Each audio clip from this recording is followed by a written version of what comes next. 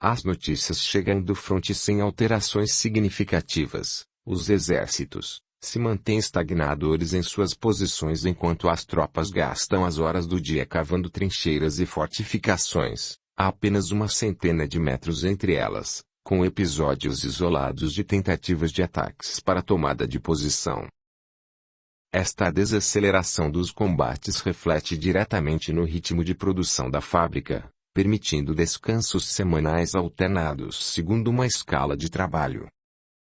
No entanto, verdadeiro clima de horror toma conta dos semblantes das operárias na linha de produção, quando aos finais das tardes, o agente responsável pela entrega das correspondências que comunicam as mortes de militares na guerra, adentra as alas da fábrica, carregando sua bolsa a tiracolo e gritando o nome das esposas ou mães dos soldados mortos.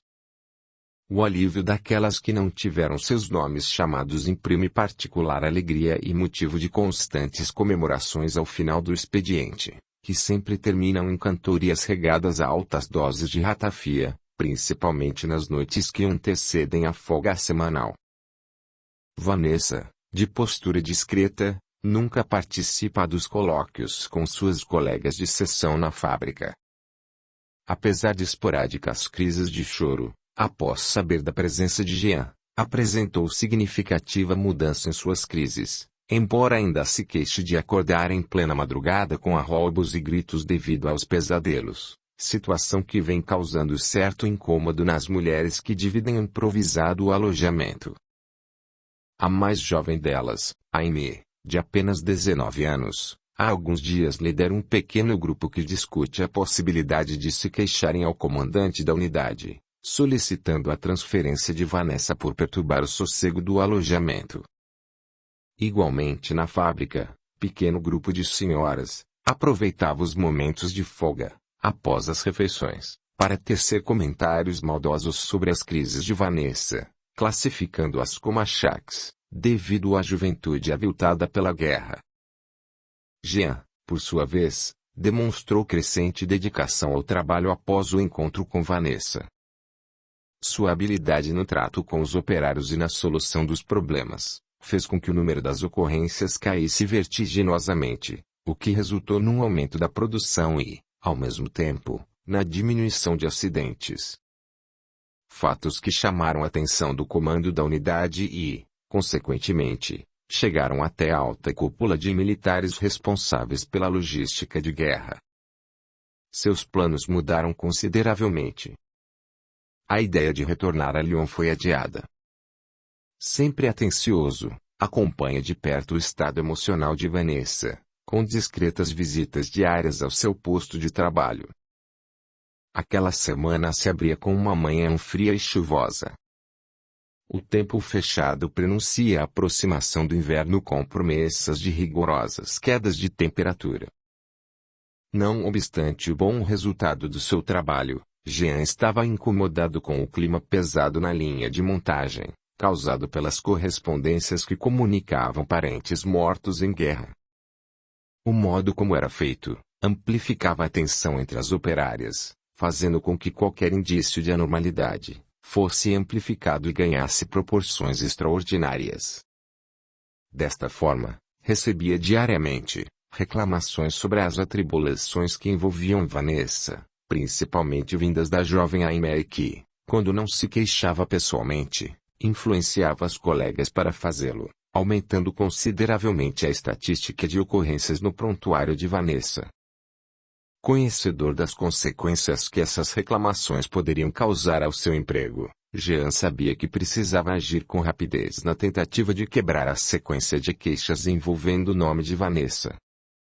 Pensou na possibilidade de pedir sua transferência para outra seção da fábrica, mas descartou de pronto, vista que o afastamento de Vanessa de seu comando a deixaria exposta a consequências imprevisíveis, pois estaria subordinada a um estranho, além do que, seria um impeditivo para que pudesse estar por perto sempre que ela precisasse de seu amparo. Cogitou então a transferência de Aimee, pois havia identificado que ela tinha perfil agressivo e intolerante e que era a pessoa responsável por manter vivo entre as colegas o clima de insatisfação e incômodo com o comportamento de Vanessa, mas não havia nenhum motivo relevante que justificasse perante o comandante da unidade tal pedido. Profundamente pensativo e introspectivo, nem percebeu quando 2 toques na porta anunciou a entrada de alguém. Com licença. Virando-se rapidamente, falou assustado. Oh sim. Major Heron, que honra recebê-lo aqui. Entre por favor, sente-se. Indicou a cadeira do lado oposto à sua mesa, enquanto se levantou para cumprimentar o visitante ilustre. Estava compenetrado, analisando nossa produção e pensando em que poderíamos evoluir. Penso que podemos aumentar nossos números, o que irá refletir na melhoria de condições de trabalho para todos. Suas habilidades na gestão deste departamento são notáveis, professor. Tenho recebido constantes menções elogiosas ao seu trabalho. Fico extremamente feliz com tal notícia. Mas, em que posso servi-lo? Alterando sua expressão facial, apreensivo, o major asseverou. Estou aqui por ordem do comandante, para saber sobre os constantes tumultos que vêm acontecendo nesta seção, nas últimas semanas. A pensar da sua competência e capacidade de gestão, nossa organização militar não permite que tais situações aconteçam, ou ainda, se repitam, influenciando negativamente a ordem e a disciplina em nossa unidade. Eu entendo perfeitamente, todavia, gostaria que soubesse que jamais perdemos o controle de qualquer situação ocorrida por aqui, afinal, fui transferido para cá com a missão de conter tais ocorrências, e é o que temos feito. Sempre que identificamos tais situações, agimos de maneira incisiva e segura. Sabemos disto, professor. Entretanto, as notícias que chegaram aos meus superiores é que certa operária, que foi contratada por ordem direta do Comando Central, está apresentando sérios problemas e comprometendo todo o bom funcionamento da unidade. Por isto gostaria de maiores informações, visto que não se trata de uma situação que poderíamos resolver com uma simples demissão ou punição. Jean levanta-se, caminha até a saída da sala, e fecha a porta. Retorna ao seu lugar, reclina-se na cadeira e, olhando profundamente nos olhos do major, fala com grave entonação. Sei exatamente do que se trata, major. É uma jovem que já foi trazida até esta sala com sérias crises nervosas durante os trabalhos. Após identificarmos que ela passa por grave situação de ordem pessoal e familiar, sabendo que ela fora indicada por um oficial de alta patente, me incumbi pessoalmente de reajustá-la ao bom desenvolvimento dos trabalhos. Estou sabendo que o senhor se dedica de maneira especial ao caso da bela jovem. Disse em tom sarcástico e malicioso. Inclusive, fui informado que o senhor a tem acompanhado até seu alojamento após o expediente e... Me permita interrompê-lo, major, mas creio que o senhor está fazendo uma ideia um tanto equivocada do meu comportamento. Me desculpe, professor, eu não queria que pensasse que questiono a sua competência, apenas fiz uma observação. Infeliz por sinal. Atalhou rispidamente a fala do major, e continuou. O que o senhor não sabe, é que eu a conhecia muito antes de encontrá-la, coincidentemente, trabalhando nesta unidade. Trata-se de uma aluna da Universidade de Lyon. Sua mãezinha está internada com sérios problemas de saúde, além do mais, é irmã de nobre oficial do exército que está, neste momento, defendendo a nossa liberdade em alguma frente de batalha. Assustado com a reação de Jean, o oficial tenta reconduzir a conversa para o caso, mas ele o ignora e continua as explicações. Por esse motivo, estou lidando com o fato de maneira mais próxima e com a atenção que creio ser devida. Portanto, solicito que, em nome dos bons trabalhos que tenho desenvolvido nesta sessão, leve até seus superiores a verdadeira situação que envolve o caso desta moça e o meu pedido para que me permitam tempo hábil para solucionar, da maneira que eu achar melhor, este caso desafiador. Certamente, professor. afirma o oficial desconcertado. E já adianto as minhas escusas pela interpretação apressada e maliciosa da situação. O senhor entende, somos homens e é natural que nos deixemos levar pelas oportunidades de aproximação de tão bela jovem, e isto, igualmente nos leva a julgar que todos agem da mesma forma. Mas me equivoquei neste caso e, novamente, apresento o meu pedido de desculpas. Pedido aceito, Major. Entendo perfeitamente, mas não poderia deixar de esclarecer a situação, a fim de evitar que esse tipo de especulação pudesse ganhar contornos indesejáveis e reprocháveis. Tentando aplacar o clima tenso criado por ele mesmo, o Major muda o tom da voz e sugere atencioso. O senhor disse que ela apresenta graves crises nervosas de cunho emocional, porque não a leva ao médico.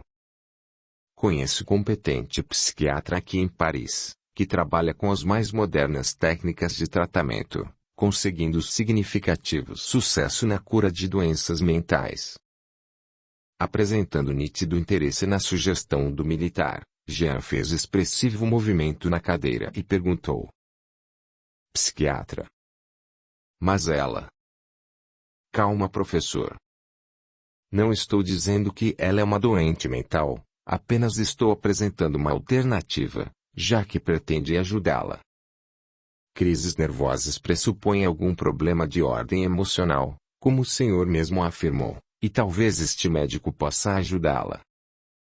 Trata-se de um amigo muito próximo, visionário e apaixonado pela psiquiatria. É detentor de grande conhecimento na área médica e nos tratamentos alternativos, como o magnetismo de Franz Mesmer.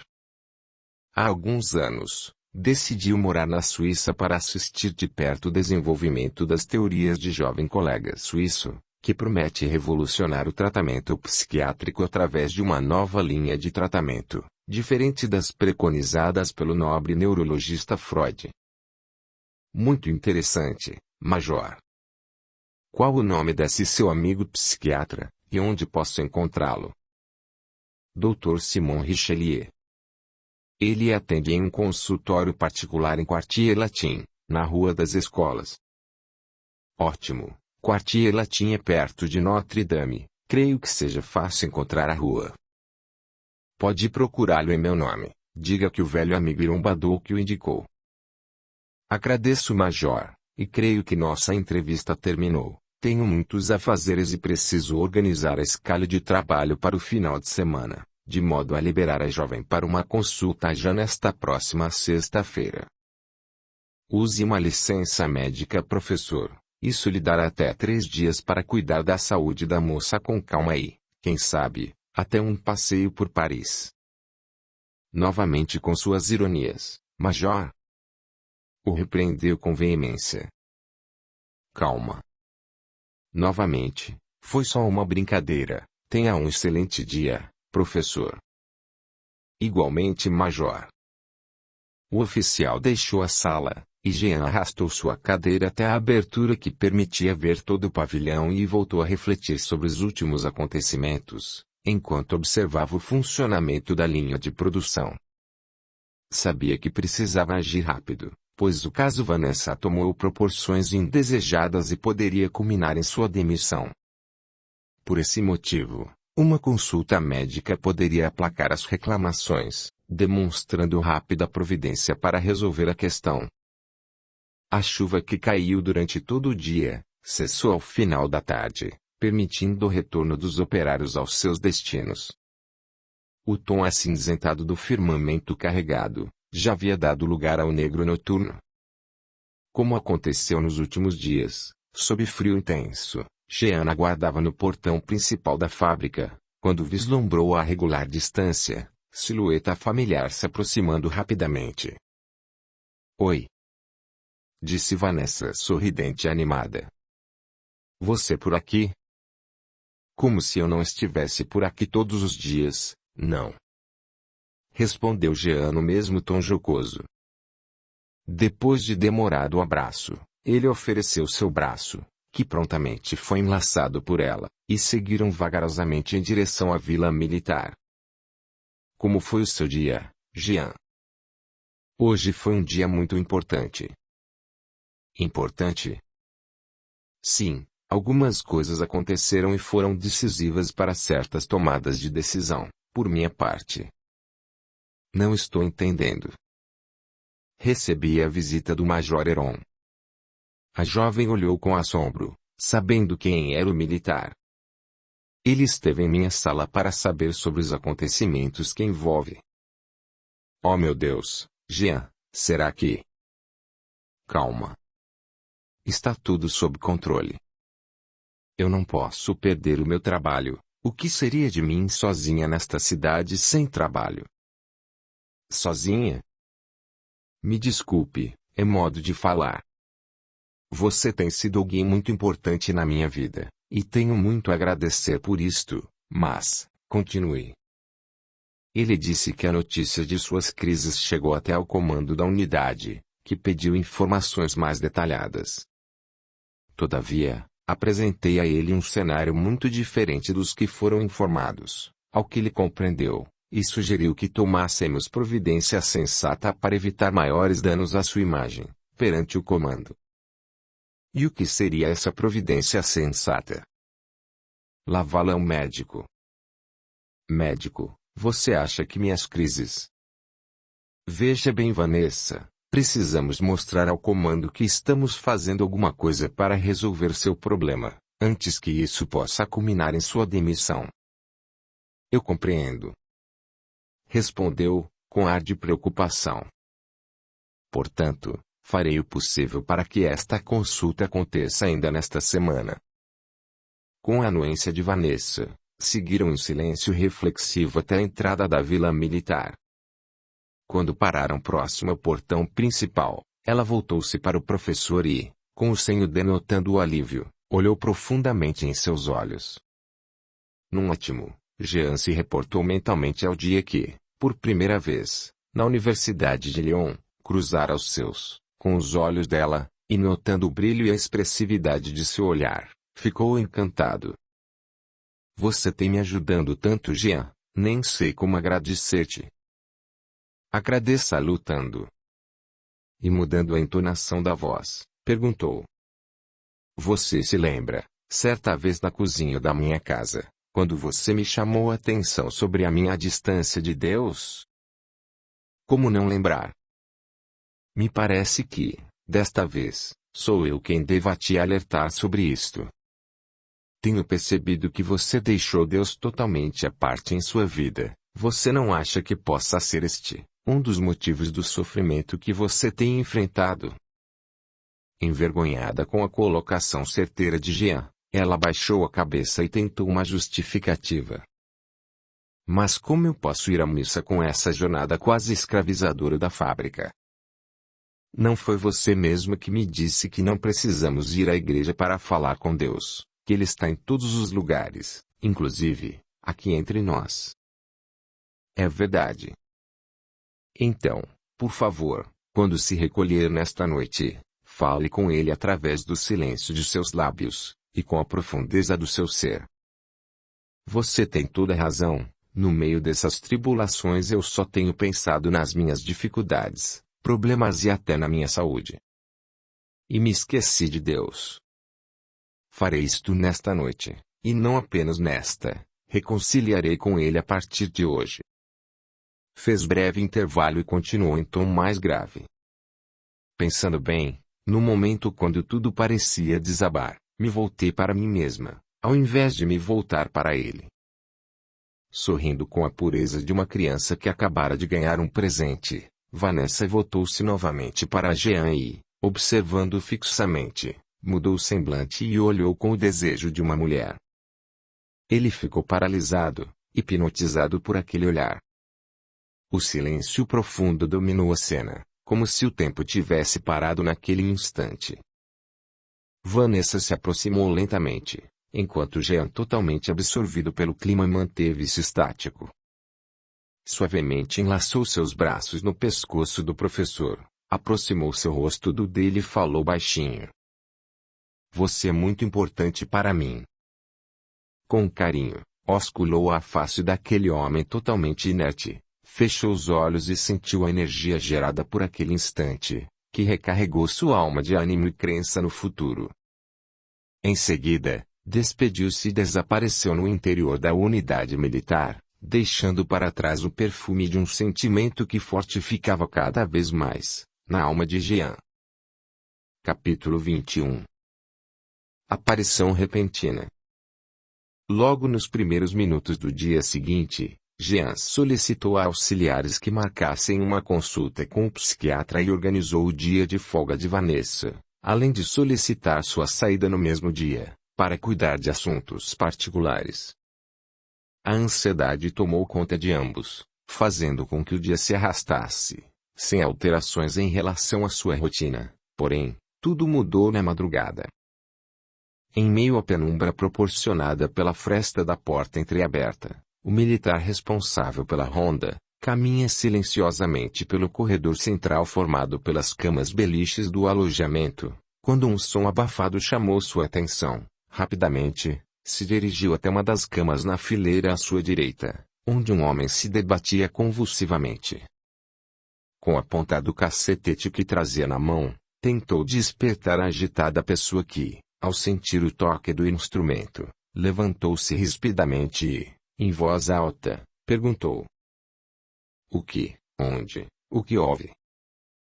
"Parece que o senhor estava tendo um pesadelo."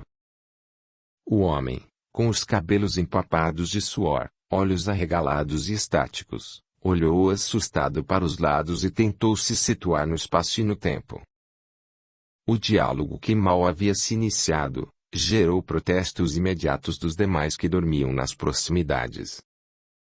O guarda afastou-se rapidamente, enquanto Jean se acomodou na beirada da cama, tentando entender o que havia acontecido. Enxugou o suor da testa, e buscou acalmar sua respiração. Não lembrava totalmente do pesadelo, contudo, algumas cenas relampejavam em sua mente de forma confusa. Estava discutindo com uma mulher que, no pesadelo, era outra personalidade, mas que ele sabia se tratar de Vanessa. O agitado colóquio se passava numa cripta iluminada apenas por grandes velas. Ela chorava convulsivamente, enquanto Jean, que a segurava pelos braços e a sacudia, perguntava em alta voz, que aumentava de intensidade a cada palavra: "Outra vez, Charlotte? Outra vez?" Angustiosa sensação invadiu sua alma.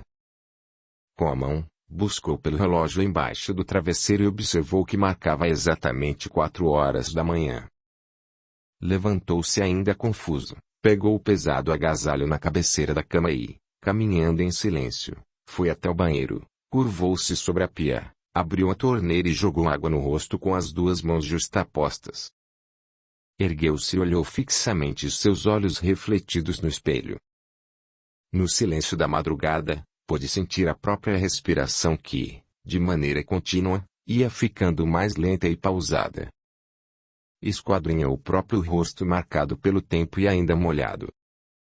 Observou as marcas de expressão e algumas rugas que o tempo sulcava em sua pele, quando sentiu que alguém se aproximava silenciosamente.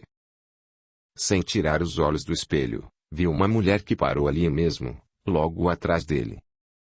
De súbito, reconheceu aquele olhar esgazeado e os cabelos dourados desgrenhados, mas para confirmar sua suspeita, olhou à destra da estranha e notou a boneca que pendia ao lado de seu corpo, segura por um dos bracinhos. Ergueu novamente os olhos e viu que ela movimentava lenta e silenciosamente os lábios, onde ele podia ler: "Pierre, por favor, me ajude." Era a mesma mulher que havia se manifestado naquela manhã confusa na Universidade de Lyon. Jean voltou-se rapidamente para trás, com intenção de perguntar de quem se tratava, mas não tinha ninguém. Ainda mais confuso pela sucessão de fatos, dirigiu-se para o exterior do pavilhão e, com estranheza, observou que o escuro da madrugada começava a dar lugar à tênue claridade que prenunciava o romper do novo dia. 2 horas haviam se passado, e ele sequer deu-se conta. Ato contínuo, o toque de alvorada rompeu o silêncio e anunciou o início de mais um dia. Enquanto todos, ruidosamente saíam do alojamento em direção ao banheiro. Jean entrou para se vestir e buscar Vanessa. Era o dia de levá-la ao médico. Capítulo 22. Iniciação. 2 horas mais tarde, Vanessa e Jean ocupavam o banco de trás de um táxi. Levemente sonolenta e com frio, aconchegou-se próximo ao professor e apoiou sua cabeça no ombro dele que, folheando um pequeno periódico que estava sobre o banco do veículo, busca notícias sobre as frentes de batalhas. O chofer, muito comunicativo, tentou animar os 50 minutos previstos para o deslocamento até Quartier-Latin. Toda vez que venho a esta região, me recordo do grande movimento que nós, taxistas, fizemos há quase 3 meses. Movimento?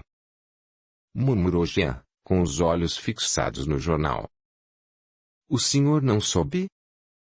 Tivemos participação importantíssima na reação contra os alemães para evitar a invasão de Paris no início de setembro.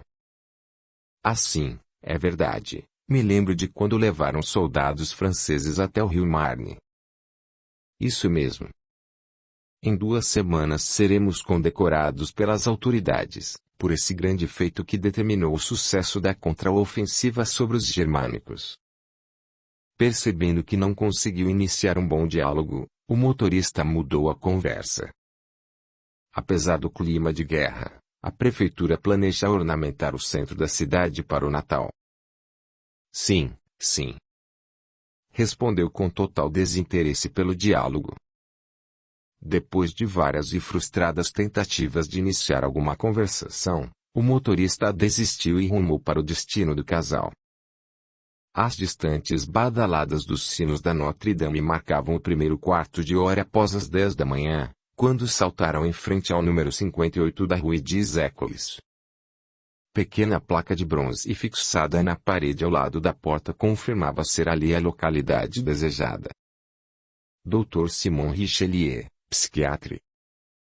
Vanessa, demonstrando indisfarçável nervosismo, segurou com firmeza no braço esquerdo do professor e subiram os 3 degraus de acesso ao átrio do consultório médico. Recepcionados com discrição por simpática matrona, em breves minutos, foram levados até a presença do doutor. Com licença, doutor. Senhorita Vanessa, e senhor Jean-Pierre. O médico levantou-se rapidamente e dirigiu-se até os dois com presteza e galhardia. Bom dia, sejam muito bem-vindos. Disse sorridente, indicando 2 pequenas poltronas próximas a uma mesa de madeira escura, estilo Luís XV. Naturalmente observador, Jean adentrou analisando as minúcias do ambiente.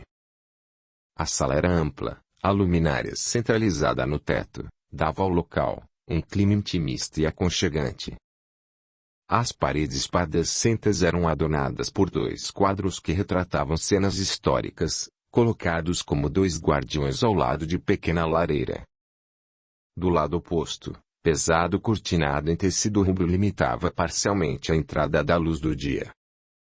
Justaposto em uma de suas faces, convidativo divã em couro guarnecidas por confortável poltrona, de onde podia observar à frente, uma estante com dezenas de livros com títulos relativos à medicina psiquiátrica.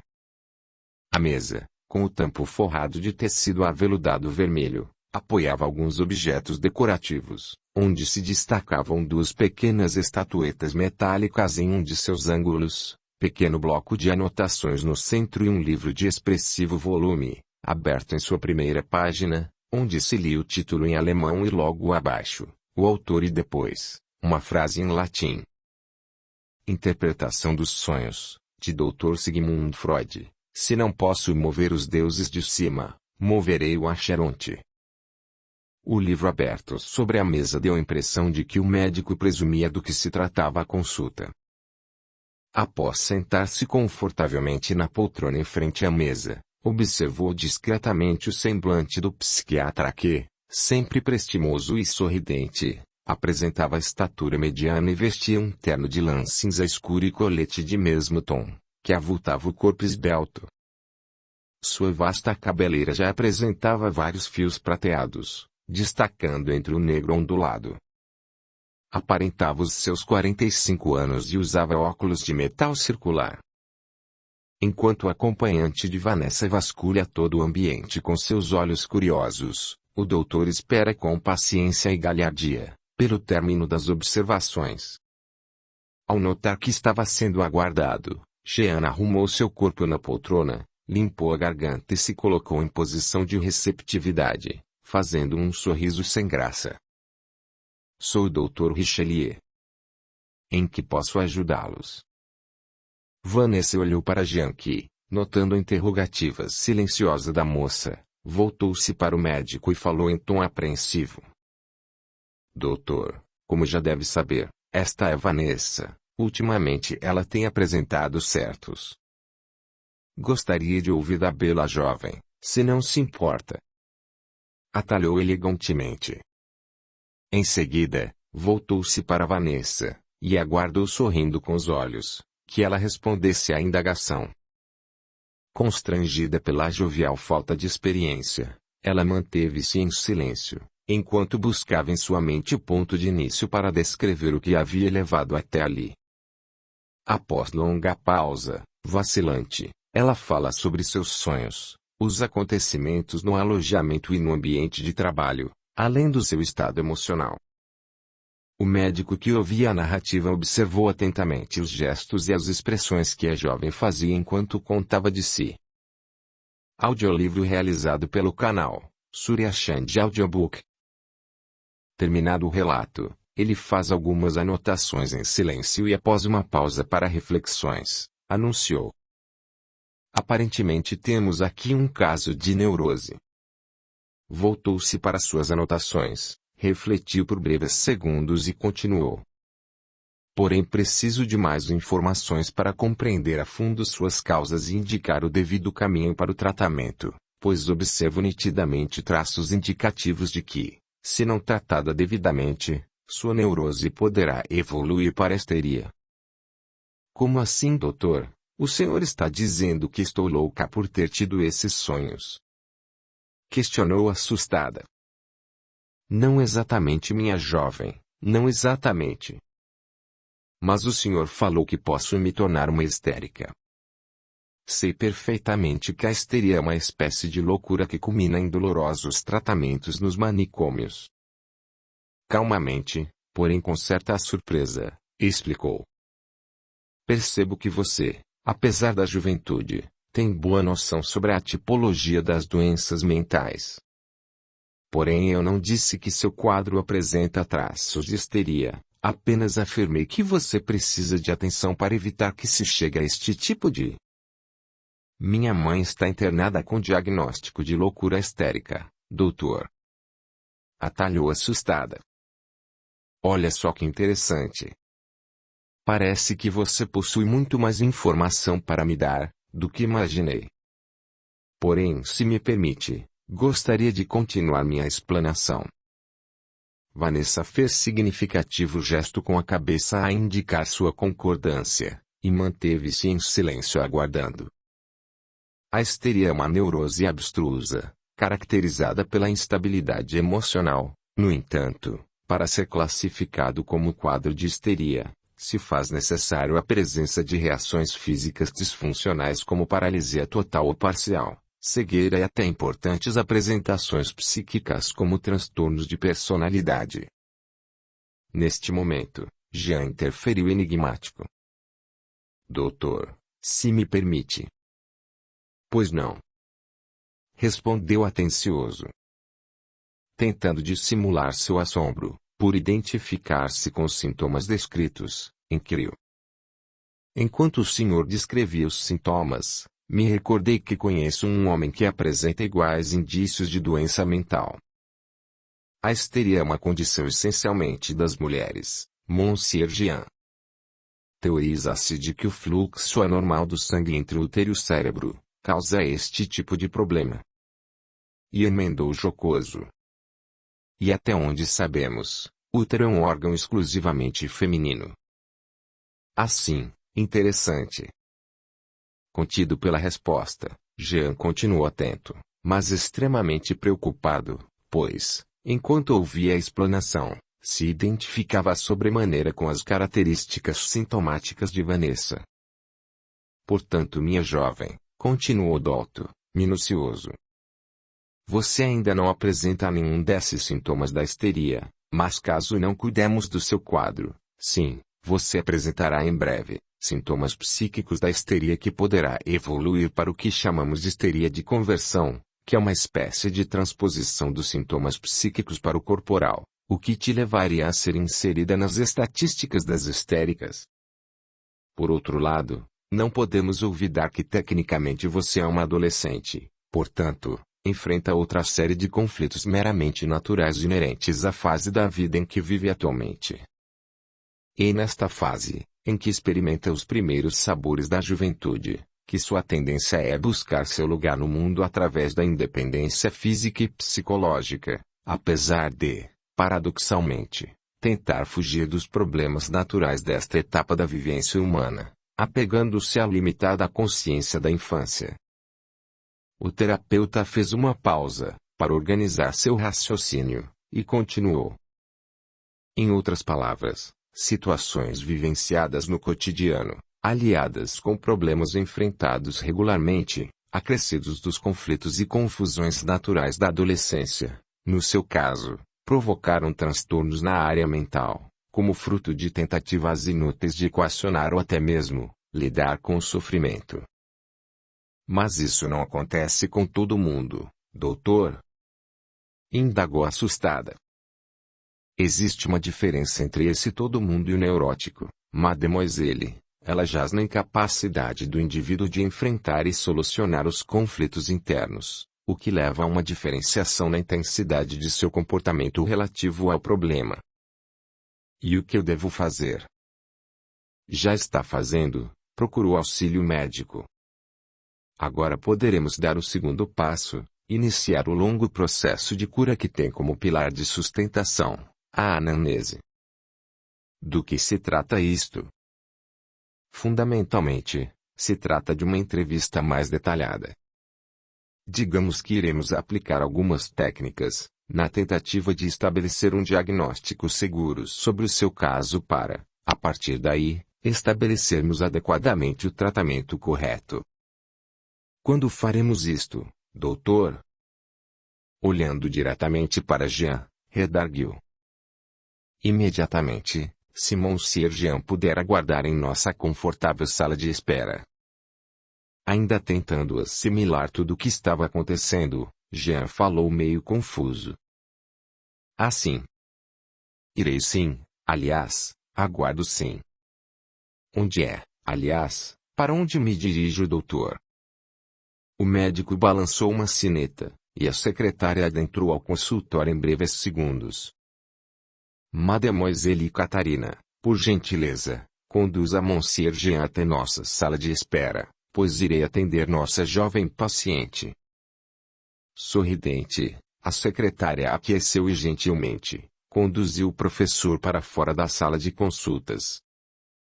Fechada a porta, o solícito terapeuta levantou-se e indicou o divã logo atrás da cadeira de Vanessa, dizendo calmamente: peço que se acomode neste sofá de maneira confortável e tranquila, pois iremos apenas conversar despretensiosamente. Um tanto constrangida, ela dirigiu-se até o divã, sentou-se na sua lateral e tirou os sapatos. Neste instante, o médico parou o que fazia e ficou atento, observando os movimentos que Vanessa fazia para tirar e organizar os sapatos próximos ao confortável sofá. Ato contínuo. Ela deitou-se, colocando as pernas e os braços alinhados ao corpo, olhou para o teto e cerrou suavemente os olhos, aguardando as próximas instruções. Dr. Richelieu sentou-se ao lado do divã, apoiou os seus, nos braços da poltrona, cruzou uma perna sobre a outra, segurou o pequeno caderno e retirou um relógio do bolso interno no paletó, anotou o horário e solicitou calmamente. Agora, gostaria que me falasse tudo o que vier à sua mente, descrevendo sua vida e todos os acontecimentos ligados aos seus sonhos, que conseguisse recordar. Ela abriu os olhos e, buscando as reminiscências nos arquivos mnemônicos, Começou a falar cuidadosamente. Sou a única mulher de uma família de 2 irmãos, nascidos e criados em Lyon. Tivemos uma infância tranquila, proporcionada por um bom padrão de vida que papai, alto funcionário federal, nos provia. Eu e meu irmão Michel, sempre fomos muito ligados sentimentalmente. Ele, como primogênito, dispensava especial cuidado a mim, com extremas demonstrações de carinho e atenção que, frequentemente, se estendia a uma proteção, certas vezes, sufocadora, mas apesar de tudo, me fazia sentir muito segura. Por outro lado, apesar da convivência harmoniosa em casa, nossa mãe nunca foi muito dada a uma convivência suave com meu irmão e, principalmente, comigo. Mulher de princípios rígidos, nasceu na Irlanda, em tradicional família de formação anglicana. Fez questão de me dar esse nome, em homenagem à sua avó paterna, ícone da história política irlandesa, como grande impulsionadora do marido na resistência à dominação britânica daquela ilha, o que resultou na imigração dos seus pais para a França. Nossa mãe é uma mulher lutadora, teve que se desdobrar para dar continuidade à nossa criação. Quando papai morreu, vitimado por grave tuberculose, vasculhando sua memória, fez breve pausa, cruzou os braços, mudou a entonação da voz e continuou. Mesmo com todas as dificuldades, meu irmão fez meteórica ascensão na carreira militar, chegando rapidamente ao oficialato, enquanto eu ascendi à universidade, a fim de realizar meu sonho de ser professora universitária. Até aqui, não me recordo de ter tido nenhum desses sonhos perturbadores. Você se lembra de quando teve o primeiro sonho? Indagou provocativo o doutor. Exatamente quando, não me recordo, mas foi logo após o início do 2º semestre na universidade. Alguma coisa importante aconteceu em sua vida, que poderia ter disparado esses sonhos. Não que eu me recorde. Mas lembrando-se de algo, dissimulou aflita. Aliás, acredito que não, nada de muito importante. Neste momento, Vanessa calou-se, dando a entender que certo bloqueio a impedia de continuar a entrevista. O terapeuta, identificando a dificuldade, com maestria fez algumas perguntas de ordem pessoal até que a paciente se sentiu mais à vontade e tranquila, então voltou ao ponto que tinha parado, e indagou. Então você iniciou o 2º semestre animada com os próximos desafios e... Basta, doutor. Creio que já falei o suficiente da minha vida, para que o senhor possa me receitar alguma medicação. Fique tranquila, sequer começamos a nossa conversa, inclusive, percebo que você tenta fugir de algo que aconteceu neste momento, do qual você evita falar. Lembre-se que estamos em um processo de terapia que visa sua melhoria e bem-estar. Estamos numa relação médico-paciente e tudo o que for dito neste divã, ficará aqui. Por isso, insisto que faça um esforço para me dizer o que aconteceu, pois preciso conhecer o que tanto te aflige. Vanessa respira, ora ofegante, ora mais calma.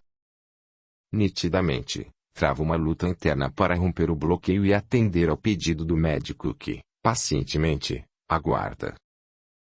Sempre fui uma pessoa muito tranquila em relação aos sentimentos. Tive muitas paixões volúveis na escola, mas sempre me mantive no controle das situações. Namoricos eram iniciados e findados por mim. Por fim, adentrei as portas da universidade, podendo escolher entre tantos pretendentes que se dirigiam a mim nas mais diversas formas de abordagens, mas nenhum havia me despertado algum interesse, exceto um. Esse não contava na lista de pretendentes, mas mexia comigo de maneira, algo perturbadora. Eu observava já há algum tempo nos corredores, conversando com pessoas em pequenos grupos entusiasmados. E por alguma dessas manobras do destino, no 2º semestre, ele veio parar na minha sala de aula. Inicialmente, eu apenas buscava seu olhar num jogo estimulante de conquista. Quando consegui a reciprocidade, parti para o flerte um tanto mais incisivo. No entanto, sem nenhuma pretensão de evolução, acostumada que eu era no domínio das situações. Porém, certa noite me peguei recordando seus movimentos, seus gestos, o modo de falar e sorrir, recordações que vinham acompanhadas de uma vontade muito forte de aproximação e toque, o que providenciei no dia seguinte. Pela primeira vez o cumprimentei dando minha mão, com a intenção de sentir a dele. Novamente fez breve pausa, fechou os olhos como se pudesse sentir a sensação daquele momento, respirou fundo, abriu os olhos e voltou a narrar. Enquanto ele segurou minha mão para me cumprimentar, senti como se o tempo tivesse parado. Uma emoção muito forte tomou conta de mim, como se eu tivesse recebido uma descarga de eletricidade diretamente na minha mão. Tive a nítida impressão de estar reencontrando alguém muito caro para mim, mas que eu não conhecia. Descreva melhor essa sensação. Não sei explicar. Só sei que em um átimo de tempo, senti algo extremamente forte e familiar, mesmo nunca tendo conversado com ele. A partir desse dia, minha cabeça entrou em ebulição. Muitos sentimentos confusos e contraditórios começaram a me perturbar e a me impelir a atitudes que eu me negava a fazer. Que tipo de atitudes? Me aproximar mais dele, procurá-lo, tocá-lo de alguma forma. E por que não o fez? Meus princípios, doutor, eles me impediam de uma maior aproximação. Quais princípios são esses que te impedem de se aproximar de um homem que te despertou tamanho sentimento? Por favor, doutor, não gostaria de falar deste assunto. Vanessa, eu preciso que diga. Confie em mim, estou aqui para te ajudar e nada, absolutamente nada do que disser, servirá além da pesquisa e análise do seu caso. Portanto, insisto mais uma vez que converse comigo sobre isto. Os olhos da trêmula jovem enevoaram, e uma lágrima pôde ser notada rolando na lateral de seu rosto. Com vergonha, ela fechou novamente os olhos, e com dificuldade, respondeu. As pessoas, doutor, entre elas, minha mãe, meu irmão, meus amigos, eles jamais entenderiam se eu comentasse que sinto forte atração por um homem como ele. Como ele é, tem algum problema físico, mental, social. Pelo contrário, é um homem muito atraente e charmoso, encantadoramente inteligente e expressivo. Então, por que os seus princípios impediam essa aproximação? Aí, doutor. Fez outra pausa, procurando coragem. Ele não tinha nenhum problema, a não ser. Continue, Vanessa. Falou o médico com firmeza. Ele é mais velho que eu. Mas, Vanessa, nossa sociedade traz certo padrão onde uma mulher se acasala com um homem mais velho. Mas ele é diferente, doutor. Diferente como? Ele é muito mais velho. Quanto é esse muito mais velho? 42 anos. 42. Que colega é esse, tão mais velho? Não era um colega. Não? Ela fez uma pausa, respirou profundamente e respondeu. Era meu professor. Continue, Vanessa. Como eu estava dizendo, eu não me permitia experimentar algo tão forte por um homem muito mais velho, mas ao mesmo tempo, algo me fazia sentir muito bem ao seu lado. O simples fato de ter aula com ele, já me deixava entusiasmada e ambiciosa. Então, passei a ocupar todos os dias o primeiro lugar na sala de aula, sempre próximo à mesa onde ele colocava sua pasta de trabalho. Novo silêncio para reorganizar as ideias e, com entonação mais pesada, continuou. Foi neste período que começaram esses sonhos mais tensos, onde não vejo nenhuma ligação com ele, mas sinto que tem muito a ver com o fato de eu me sentir atraída. Talvez seja um castigo de Deus por eu tentar me aproximar de um homem muito mais velho. Com que frequência isto acontecia? Isso que, os sonhos? Sim. Esporadicamente. 1 ou 2 vezes por mês, mas ultimamente aconteceram com maior frequência. E você tem algum contato com o seu professor? Frequentemente. Você o tem procurado?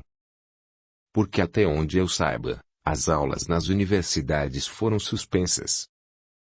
Vanessa mais uma vez parou de falar, lutava fortemente contra a resistência interior que a impedia de entrar em detalhes mais íntimos com uma pessoa estranha.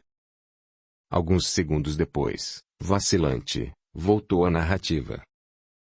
Eu não o tenho procurado, eu o vejo todos os dias no meu trabalho. Continue.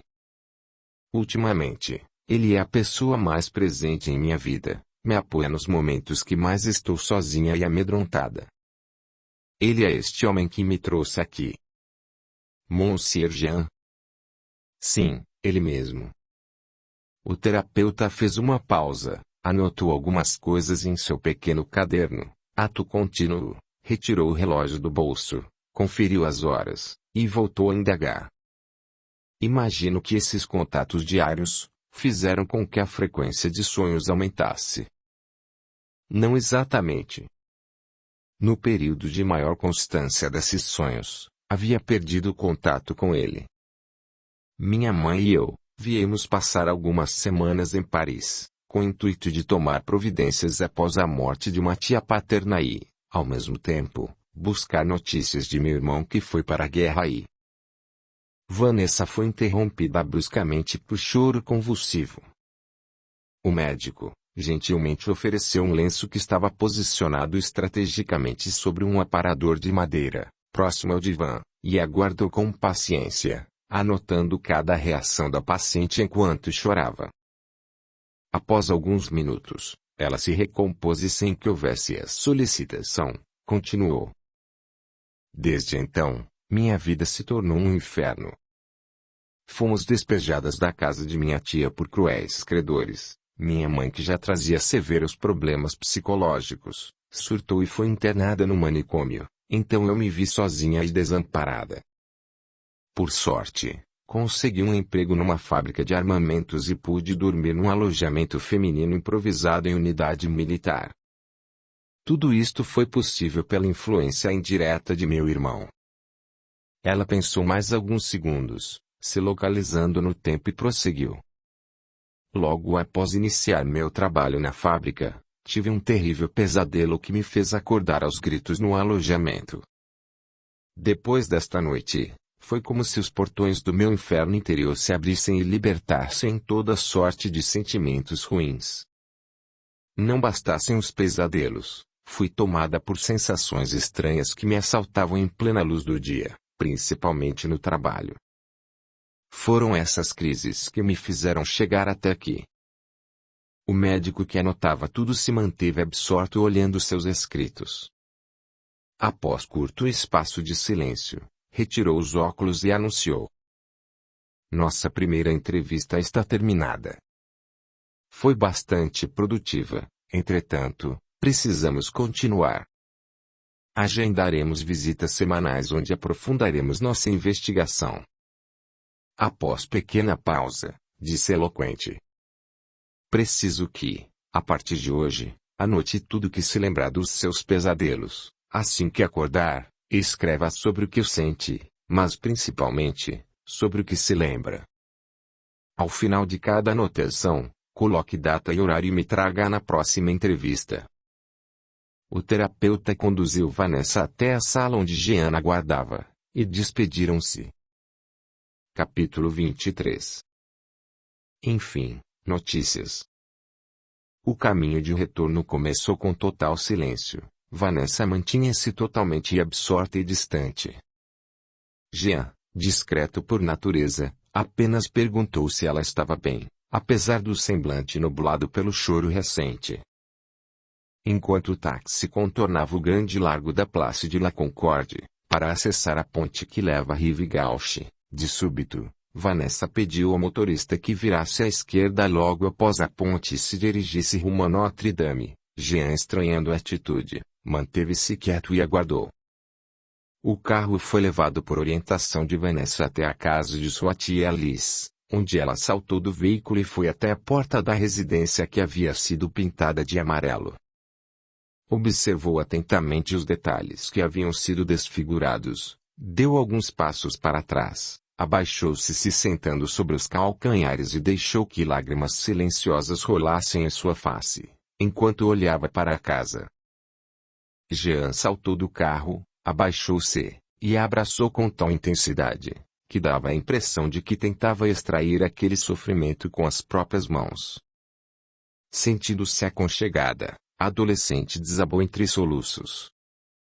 Neste ínterim, sem chamar atenção, um vulto passou por trás, entre os dois e o veículo estacionado com a porta aberta, parou e perguntou com voz serena e suave: "Posso ajudar?" Vanessa manteve-se como estava, mas Jean virou-se e reconheceu a anciã que havia dado notícias sobre o despejo. Ela trazia 2 pacotes nas mãos que davam a entender que chegava de alguma compra. Ele levantou-se e respondeu solícito: "Boa tarde, madame." "Odete." "Pode me chamar de Odete, meu filho." Respondeu com simpatia. Ao reconhecer aquela voz familiar, Vanessa enxugou o rosto e levantou-se com a ajuda de Jean. "Madame Odete, que prazer!" disse surpresa, abraçando fortemente a cordial senhora. "Vanessa, minha filha, que alegria ver você novamente." Falou, enquanto retribuiu o caloroso abraço, e continuou: "Você está bem, e sua mãe?" Sem conter a emoção, ela narrou os acontecimentos que sucederam após a mudança, os quais foram ouvidos com paciência pela simpática velhinha. "Venha, vamos entrar em minha casa, tenho algo para você."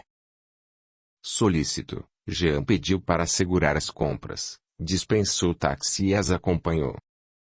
Sempre carinhosa, Madame Odete abraçou Vanessa e foram todos até a cozinha de sua casa, onde ela pediu que aguardassem sentados à mesa. Dirigiu-se ao interior da residência, e voltou minutos depois, carregando 2 envelopes. "Creio que isto seja seu", disse sorridente. Vanessa pegou os papéis apressadamente, leu o remetente e disse em voz alta: "É de Michel." Trêmula, tentou abrir o primeiro envelope escolhido pela data da postagem. Leu o longo texto com rapidez e sofreguidão, enquanto lágrimas desciam copiosas pelo seu rosto entristecido. Ato contínuo abriu o segundo envelope, rapidamente seu senho mudou, passando da tristeza profunda para a nítida aflição. Sem disfarçar a curiosidade, Jean assistia ansioso, aguardando o término da leitura.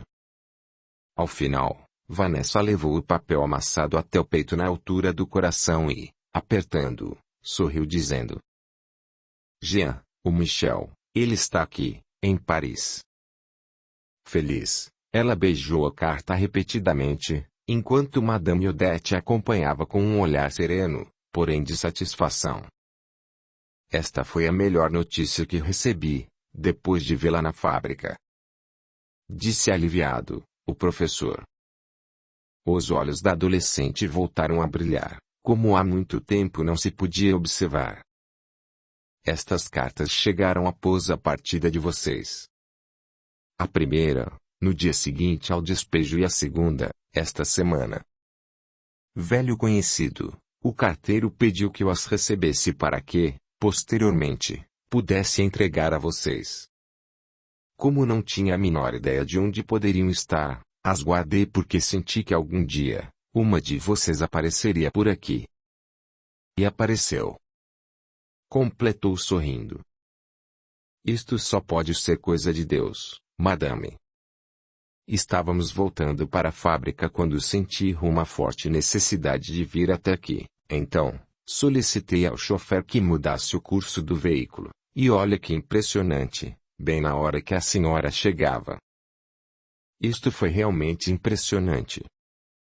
"Ultimamente não tenho saído de casa, você entende, na minha idade as dores incomodam bastante e evitamos nos movimentar para muito longe. Conte-me, por favor, o que dizem as cartas, onde está seu irmão?" "Assim, me desculpe, Jean." A primeira carta deu notícias diretamente do campo de batalha. Michel narrou o horror que é a guerra, a quantidade de amigos mortos, a insalubridade que são as trincheiras, onde ratos se misturam com os combatentes. Falou do cheiro da morte e da decomposição muito próximos, o perigo de acessar a larga faixa entre as duas linhas de trincheiras, e o risco de serem alvejados. Disse sobre as negociações de um breve cessar-fogo para que todos pudessem recolher seus mortos e darem um funeral digno, e contou do medo que sentia diariamente. Fez breve pausa com os olhos enevoados de lágrimas, respirou fundo e concluiu. Ele confessou que orava constantemente, não apenas para voltar íntegro para casa, como para que terminasse esta guerra insana. E na segunda carta? Pude notar que ela te deixou mais confiante e feliz. Sim, aliás, não. Ou melhor, sim e não. Como assim? Michel foi ferido, e está hospitalizado aqui em Paris, em um hospital militar. Redarguiu, nitidamente angustiada. Então vamos logo, aproveitemos a nossa folga para visitar seu irmão. Sugeriu vibrante. Não podemos. Respondeu, erguendo seus olhos e demonstrando profunda tristeza. Ele disse na carta que, por ordem superior, as visitas só podem acontecer aos finais de semana. Mas ele, como está? Ele apenas disse que foi ferido por estilhaços de um morteiro inimigo, e que acordou no hospital. Vanessa, sabe o que isto significa? Não, o que? Que Michel está livre da guerra. Disse com entusiasmo. Sério? Sim, quer dizer, pelo menos por enquanto, caso a guerra não se estenda muito. Graças a Deus. Bradou, erguendo as mãos postas para o alto. Quer dizer, nem tanto, afinal, ele está ferido. Mas minha jovem. Atalhou prestimosa, Madame Odette. Talvez esse incidente tenha sido uma benção divina, um preço muito baixo, frente à morte certa, caso ele continuasse na guerra. Tem razão, madame, temos que aprender a ver o lado bom que as coisas nos apresentam. Agora que todos estão mais calmos e felizes, vou preparar um café para nós. Bradou com doçura.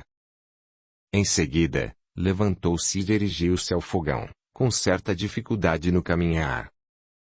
Vanessa ganhou alma nova com a leitura das cartas. Pela primeira vez nos últimos meses, lembrou-se que precisava reconciliar-se com a divindade. Enquanto a simpática matrona preparava o café, ela silenciou, voltou seus olhos para o chão e orou ali mesmo, em pensamento. Agradeceu por todas as coisas boas que havia recebido naquele dia, mas principalmente, pelas coisas ruins, pois que foram elas, as precursoras daquele momento. Jean, percebendo a atitude de Vanessa, também silenciou e aguardou. Capítulo 24. Dor e de sabor. O aroma de café tomou conta da cozinha, o clima era outro, destacando os sorrisos e as conversas animadas. A tarde avançou despercebidamente, trazendo forte queda de temperatura e tisnando o céu, em um prelúdio da noite que se aproximava. Extremamente agradecida e com promessas de breve retorno, Vanessa despediu-se com longo e forte abraço, e ambos saíram em busca de um táxi. O retorno iniciou com conversa animada. Vanessa leva as cartas às mãos, enquanto aconchega-se no ombro de Jean. Aliviada e motivada pelas notícias do irmão, deixou-se levar pelo balanço do veículo, e adormeceu. O relógio marcava 18 horas quando o veículo estacionou na porta do alojamento feminino. Vanessa foi suavemente despertada por um afago em seus cabelos. Já chegamos. Indagou, esticando os braços com preguiça. Disseram, e Jean dispensou o táxi, alegando que queria caminhar um pouco até a fábrica. Vanessa perguntou se ele poderia acompanhá-la na tentativa de visitar seu irmão, o que foi prontamente anuído. Ela o abraçou e agradeceu o apoio que estava recebendo. Sorrindo, Jean aproximou-se lentamente e a beijou na testa, suavemente. O tempo pareceu parar por alguns segundos. Forte emoção tomou conta do coração de Vanessa, que pressentiu já ter vivido aquele momento. De olhos fechados ela sentiu o doce aroma de um perfume familiar, quando os lábios de Jean tocaram sua pele. Eu que agradeço por você compartilhar momentos tão importantes da sua vida. Ela abre os olhos e, num ótimo de tempo, viu a face de outro homem estampada no rosto de Jean, totalmente diferente, com outros traços fisionômicos, mas exatamente com o mesmo olhar. Você está me olhando de forma estranha, está tudo bem? Sim, está tudo bem, apenas tive uma estranha sensação. Que sensação estranha você teve? Não sei ao certo, mas deixemos para lá, está muito frio e você ainda tem uma boa distância a percorrer. Você tem razão. Boa noite. Espero que consiga descansar. Outro beijo na testa de Vanessa, e Jean caminhou lentamente para a fábrica.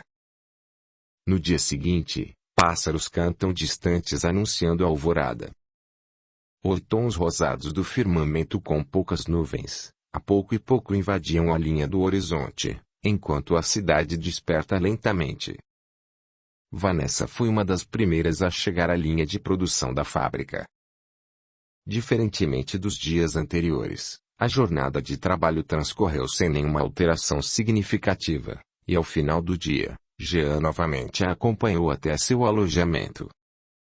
Durante a lenta caminhada, ela narra que pela primeira vez em 2 meses, havia tido uma noite tranquila e sem pesadelos. Fala sobre a expectativa para ver o irmão, acertam os detalhes da viagem até o hospital militar, nos arredores de Paris, e aventam a possibilidade de uma visita ao Salpêtrière, para buscar notícias, ou até mesmo ver sua mãe, caso seja permitido. Após as despedidas, Jean retornou para a fábrica, sempre caminhando lentamente com suas reflexões.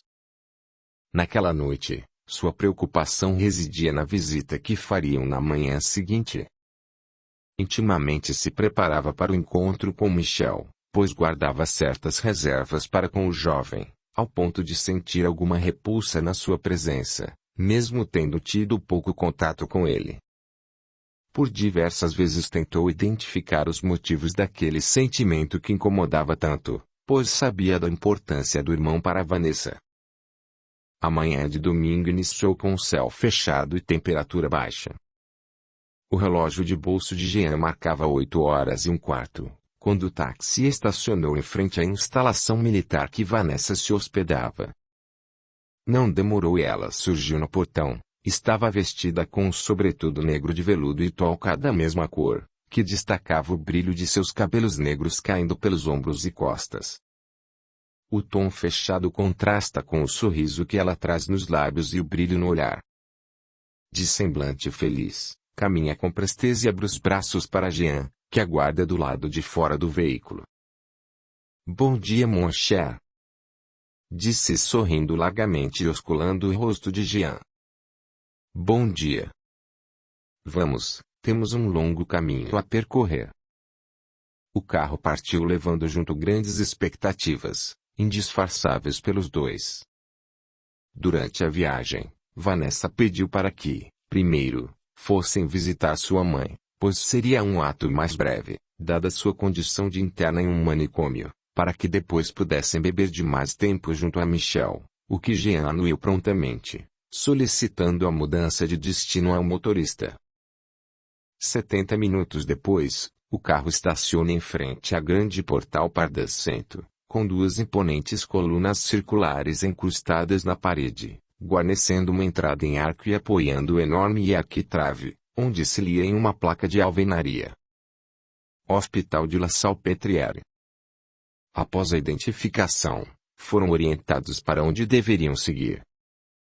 Ultrapassaram o pórtico, e com deslumbramento, se viram em gigantesco espaço aberto, com 2 grandes jardins gramados e outros 2 menores, que se abriam transversalmente à entrada, de onde saíam 3 ruas em diagonal que se divergiam levando cada qual a uma ala do grande edifício que distava uma centena de metros à frente. Embora a orientação fosse para que se dirigissem à ala esquerda do hospital, Vanessa pediu que caminhassem diretamente para a igreja de São Luís, pois gostaria de ter algum momento de oração na grande capela, anexa ao hospital. Sentia que iria precisar de forças para o enfrentamento de uma situação desconhecida, mas que certamente reservava fortes emoções. O vento frio proporcionava encantadora melodia, harmonizando com o canto de pássaros nas frondosas árvores dispostas aleatoriamente em todos os canteiros entrecortados pelas vias de acesso. Vanessa observa atentamente cada detalhe enquanto se aproximam de 2 grandes paredões simétricos de 3 pavimentos, que são unidos pelo generoso átrio da igreja à frente que, com seus 3 arcos guarnecidos por colunas circulares de altura generosa, dão a ideia de segurar firmemente as 2 alas, como que evitando que fugissem, cada qual, para uma das laterais do gigantesco terreno. Mais recuada, majestosa cúpula octogonal ergue-se imponente como o ninho generoso dos sinos. O silêncio predomina, apesar da quantidade de pessoas ao longe, indo e vindo pelas dependências do hospital.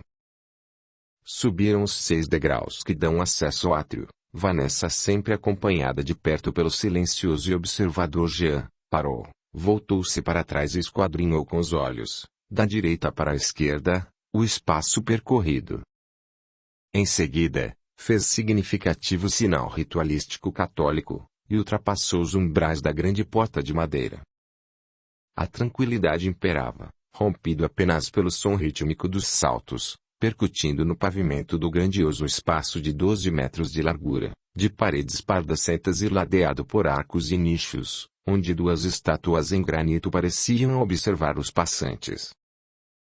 Finalmente alcançaram o espaço central do domo. A claridade do dia entra pelos vitrais no alto das paredes laterais, desenhando raios que iluminam as entradas das naves, como se estivesse indicando o local onde deveriam fazer suas orações. Intuitivamente, Vanessa dirige-se para a direita, e procura uma das cadeiras postadas de frente para o pequeno altar, e senta-se, acompanhada por Jean. De cabeça baixa, fecha os olhos e move ritmicamente os lábios, em repetição automática de orações e palavras sacramentais. Intimamente, pede forças a Deus, e agradece o retorno de Michel, mesmo que ferido. Após um quarto de hora, levantam-se e saem fazendo o caminho oposto até o átrio.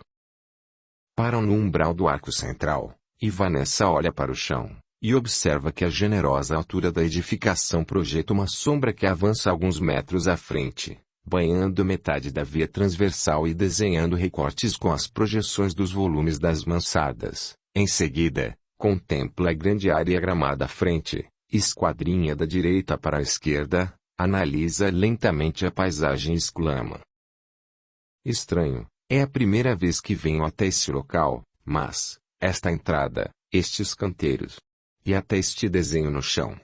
Parece que eu já os vi, parece que já conhecia tudo isto. Jean, dando a entender que compreendia o que se passava com ela, afagou suavemente sua cabeça e sem dizer nada, apenas sinalizou que precisavam ir. Desceram os degraus, caminharam cerca de 40 passos, e entraram no local indicado, onde foram atendidos por prestimosa recepcionista. Bom dia, madame. Procuro por minha mãe, Breno O'Brien, internada neste hospital, há cerca de 3 meses. Com simpatia, a senhora dirigiu-se até pequeno ambiente ao lado da recepção e, rapidamente, retornou trazendo um prontuário nas mãos. Após atualizar o cadastro com os dados de Vanessa, identificou a ala onde sua mãe estava internada, e solicitou que uma enfermeira os levasse até o local. Saíram pelos fundos, caminharam ladeando uma das naves da igreja, e dirigiram-se celeremente para o pavilhão indicado.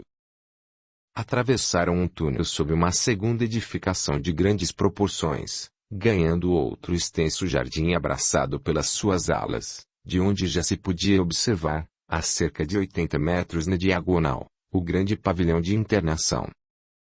Jean, encantado com as dimensões do hospital, comentou sobre as proporções com a enfermeira, que redarguiu. Sim, este hospital é quase uma pequena cidade. Temos aqui neste momento, cerca de 4.000 mulheres internadas. Deus meu, 4.000? Sim, monsieur, é um número expressivo que, naturalmente, assusta. A conversa embalou a caminhada sob a baixa temperatura, quando chegaram à nova recepção. Após as devidas identificações e apresentação de protocolos, Jean foi informado que deveria aguardar, pois era vedado o acesso de homens estranhos às pacientes internadas, no que ele aqueceu pacientemente. Vanessa foi apresentada a uma enfermeira, que a conduziu à nova jornada pelo edifício central, que divide 2 pátios, até um segundo pavilhão em anexo, que abriga as internas de menor grau de periculosidade.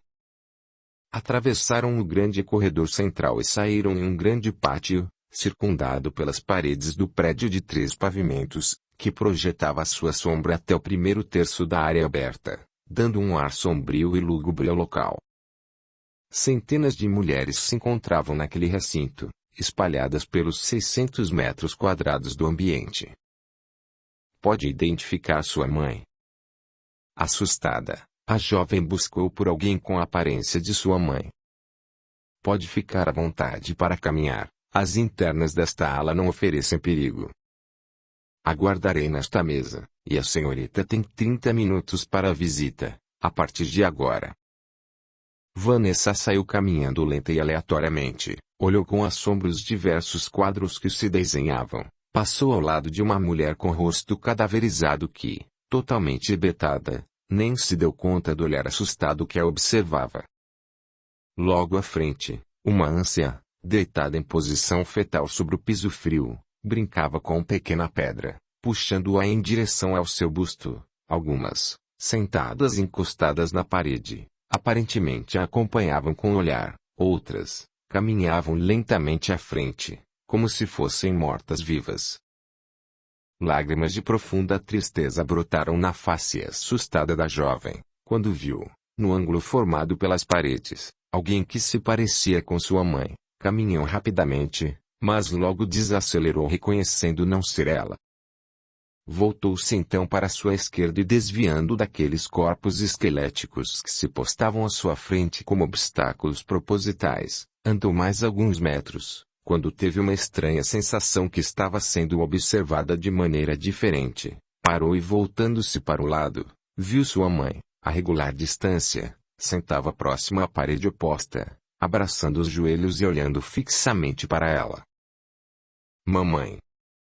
Bradou com alegria, e correu em direção à sua genitora que se manteve inerte e inexpressiva, limitando-se a encarar Vanessa, silenciosamente. Ela parou e colocou-se de joelhos, segurou com as suas, aquelas mãos gélidas, que não se mexeram. Mãezinha, sou eu, Vanessa, a senhora me reconhece? Indagou com tristeza no olhar, enquanto era observada silenciosamente. Audiolivro realizado pelo canal Surya Chand Audiobook. Sem resposta, respirou engasgada e amargurada. Calou-se, limitando-se apenas a observar e acariciar suavemente as mãos esqueléticas de sua mãe. Segundos depois ergueu a cabeça, e olhando para a face pálida de sua genitora, observou que seu rosto estava banhado por lágrimas que aljofravam em pranto silencioso. Mãe, fala comigo, por favor. Eu vim de longe visitar a senhora, estava muito preocupada. Tenho passado imensas tribulações, sozinha nessa cidade estranha, trabalhando com muitas dificuldades numa fábrica de armamento, e vivendo momentos muito difíceis. A genitora, estática e sem nenhuma expressão, a não ser as lágrimas que caíam copiosas, se limitava a ouvir. Vanessa, tentando sensibilizar a mãe, forçou um sorriso e disse: Tive notícias de Michel, ele está aqui em Paris. Infelizmente, foi ferido em combate, mas está bem. Isto não é ótimo, mamãe. Sem nenhuma resposta, chorou em silêncio, enquanto a olhava e tentava entender o que se passava.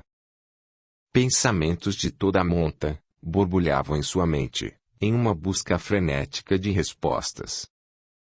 Esperava encontrar toda sorte de situações ali dentro. Imaginava ver sua mãe atada a uma cama, encarcerada em cela fétida, ou qualquer outro tipo de cenário mais forte, mas jamais supunha que sua mãe iria ignorá-lo daquela maneira.